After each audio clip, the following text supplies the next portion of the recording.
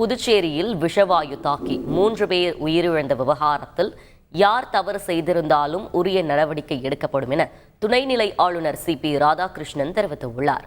புதுச்சேரி ரெட்டியார்பாளையம் புதுநகர் பகுதியில் கடந்த செவ்வாய்க்கிழமை பாதாள சாக்கடை கழிவுநீர் விஷவாயு தாக்கி மாணவி உட்பட 3 பெண்கள் உயிரிழந்தனர்.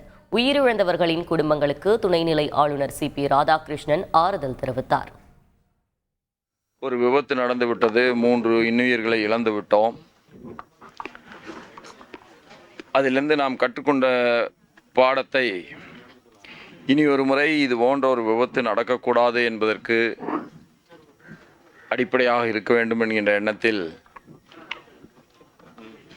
சட்டமன்ற உறுப்பினர்களோடும் அமைச்சர்களோடும் முதலமைச்சரோடும் அதிகாரிகளோடும் தெளிவான ஒரு செயல் திட்டத்தை தர இருக்கிறோம். ஒன்றை மட்டும் நான் உங்களுக்கு உறுதியாக சொல்கிறேன், தவறு செய்தவர்கள் யாராக இருந்தாலும் கடுமையான நடவடிக்கை எடுக்கப்படும். செய்திகளை உடனுக்குடன் தெரிந்து கொள்ள உடனே சப்ஸ்கிரைப் பண்ணுங்க.